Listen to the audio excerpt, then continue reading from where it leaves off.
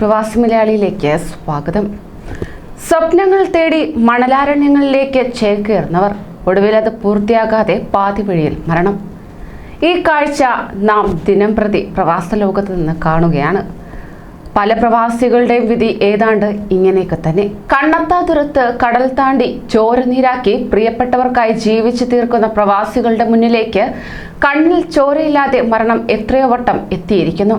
ദുബായിൽ മരണപ്പെട്ട മലപ്പുറം വേങ്ങോട് സ്വദേശി 36-കാരൻ ഷിഹാബുദ്ദീനും സ്വപ്നങ്ങൾ പൂർത്തിയാക്കും മുന്നേ വിധിയുടെ വിളി കേട്ട് മടങ്ങിയ ആളാണ്. ഹൃദയാഘാതം മൂലം മരണപ്പെട്ട ഷിഹാബിനെ കുറിച്ചുള്ള വേദന സാമൂഹ്യ പ്രവർത്തകൻ അഷ്റഫ് താമരശ്ശേരിയാണ് തന്റെ ഫേസ്ബുക്ക് പോസ്റ്റിലൂടെ പങ്കുവച്ചിരിക്കുന്നത്. മരിക്കുന്ന ദിവസം 3 മക്കളെയും നെഞ്ചോട് ചേർത്ത് നിർത്തി ചുംബനവും നൽകിയാണ് ഷിഹാബുദ്ദീൻ പുറത്തുപോയത്. പിന്നെ ആ വീട്ടിൽ തിരിച്ചെത്തിയത് ഷിഹാബുദ്ദീന്റെ മയ്യത്തായിരുന്നുവെന്ന് അഷ്റഫ് കുറിക്കുന്നു. ഫേസ്ബുക്കിലൂടെയാണ് ആ വേദനിപ്പിക്കുന്ന വാർത്ത അഷ്റഫ് താമരശ്ശേരി ഏവർക്കും മുന്നിൽ പങ്കുവച്ചത്. ഫേസ്ബുക്ക് കുറിപ്പിന്റെ പൂർണ്ണരൂപം ഇങ്ങനെ: ഇന്നലെ വളരെ വേദനയോട് കൂടിയാണ് ഒരു ചെറുപ്പക്കാരന്റെ മയ്യത്ത് നാട്ടിലേക്ക് അയച്ചത്. കഴിഞ്ഞ കുറേ വർഷക്കാലമായി അജ്മാനിലെ ഒരു സ്വകാര്യ സ്ഥാപനത്തിൽ ജോലി ചെയ്തു വരികയായിരുന്നു അദ്ദേഹം.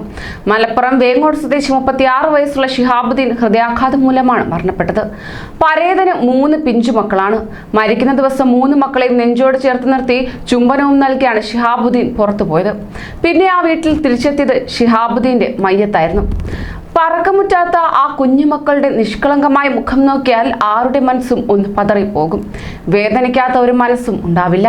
വളരെ കുഞ്ഞു പ്രായത്തിൽ തന്നെ ഉപ്പായെ നഷ്ടപ്പെട്ട ആ മക്കളുടെ ഭാവി എവിടെയാണ്? ആരൊക്കെ എന്തൊക്കെ നൽകിയാലും ഉപ്പാക്ക് പകരമാകുമോ? ഇതാണ് ദുനിയാവ്.